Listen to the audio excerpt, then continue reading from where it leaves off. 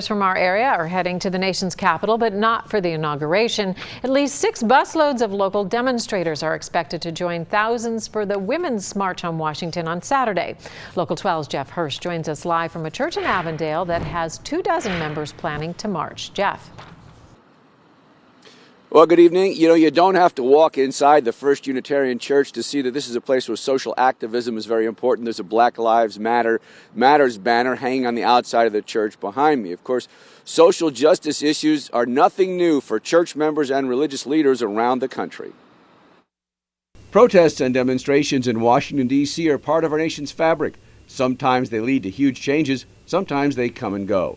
Those attending Saturday's Women's March on Washington say they are in this for the long run to have impact. These are worker bees. These are not just people who show up for a march. These are people who are going to go back and make a difference. Mimi Gingold says she's going for her grandson and for other children. Dan Schneider says he's going for his wife. I went to support my wife, who usually does not participate in events like this, but for her and for other women from our church, First Unitarian Church, and other people all around the city and around the country, it's important for us to say what is important to women. Schneider and Gingold are members of the First Unitarian Church in Avondale, a congregation with a history of social activism. Both of them say the Women's March is not anti-Donald Trump, although it is against many of Trump's policies and his rhetoric. It's a pro-women's rally, it's a pro-women's rights, a pro-human rights. It's concerned about issues like families, like reproductive rights, keeping the families together, making sure that people have health care, things like that, which everybody should agree with. The conservative agenda in this country has been growing very strongly for 20 years. I think somehow we were taking a nap, or actually we were working on a lot of rights, thinking once we got them, we'd have them.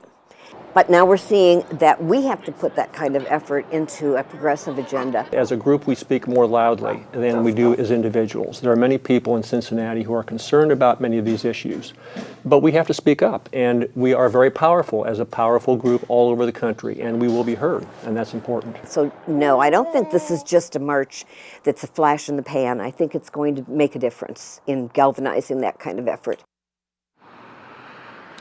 And among the issues that you heard, some of the issues that are on the plank and the platform of the Women's March: reproductive rights, gay rights, civil rights, workers' rights, environmental justice, basically the progressive agenda that's been discussed and will continue to be discussed certainly over the next 4 years as a contrast to what is going to be installed in Washington. Live in Avondale, Jeff Hirsch, Local 12 News, back to you. All right, thank you, Jeff. And there's also a local solidarity demonstration and march. It is scheduled for this Saturday at Washington Park and over the Rhine. It begins at 2 in the afternoon.